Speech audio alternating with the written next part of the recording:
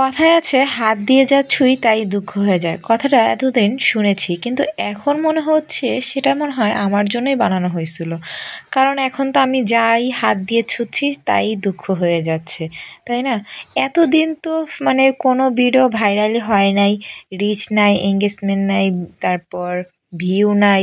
মানে কি যে একটা অবস্থা ফেসবুকের, মনে হচ্ছে যে ফেসবুকের কাজটা এবার ছেড়েই দিতে হবে। এমনিতেই মনে হচ্ছে যে ফেসবুক নিয়ে আর কোনো কাজ করাই যাবে না, কারণ ফেসবুকের বর্তমানে যা অবস্থা খুবই খারাপ, সবারই খারাপ। তো যা দেখে ফেসবুকে এসেছিলাম কাজ করতে, আসলে সেটা এখন নাই। তো মনে হচ্ছে সত্যি ফেসবুকে কাজ ছেড়ে দিতে হবে, কারণ ফেসবুকে তো এখন কোনো ইনকাম নাই, কিছু নাই, ভিউ নাই। আর হলো গিয়ে আজকে সারাদিনে যা ঘটছে, একটা ভিডিও আপলোড করতে পারি নাই। আজকে যা অবস্থা হয়েছে, কোন মানে আমার কেন, সবারই এরকমটা হয়েছে। তো এরকম যদি চলতে থাকে তাহলে তো ফেসবুকে সত্যি আর কাজ করা যাবে না। কত স্বপ্ন, কত আশা নিয়ে এই ফেসবুকে আসছিলাম কাজ করতে, বাট মনে হচ্ছে এখন সে স্বপ্ন আর আশাগুলো মনে হয় না পূরণ হবে। ফেসবুক তো কয়দিন পর পরই নতুন নতুন আপডেট আসে, এই আসে সেই আসে, কি একটা অবস্থা। আর আমরা যারা নতুন তাদের জন্য খুবই ডিফিকাল্ট এই প্ল্যাটফর্মে আর কি টিকে থাকা।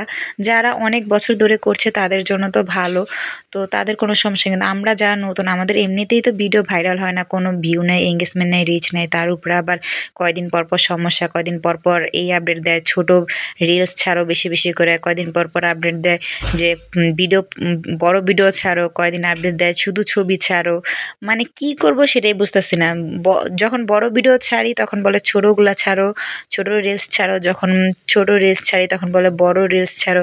আসলে কি করব বুঝতেছি না, যে কাজটা কি আসলেই করব না ছেড়ে দিব। কারণ আসলে কোনো কাজই সহজ না, সেটা আমি এই ফেসবুকে এসে বুঝতে পারছি।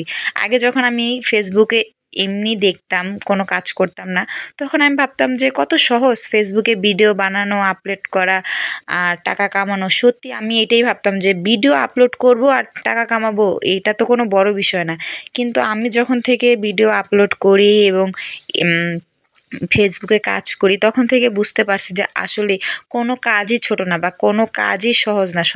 সব কাজেই পরিশ্রম আছে আর ধৈর্য আছে। মানে এখানে আসার পর আমি বুঝতে পারছি যে না, এই কাজটাও আসলে সহজ না, খুবই কষ্ট।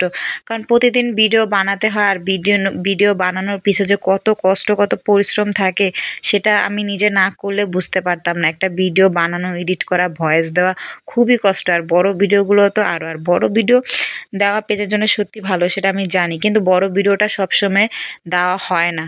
তো এখানে কাজ করে এসে আমি বুঝতে পারছি যে আসলে সব কাজেরই কষ্ট আছে আর পরিশ্রম আছে। তো ধৈর্য ধরে লেগে থাকতে হবে, কিন্তু কি করার, আল্লাহ ভরসা, দেখি কি হয়, আল্লাহর উপর ছেড়ে দিলাম।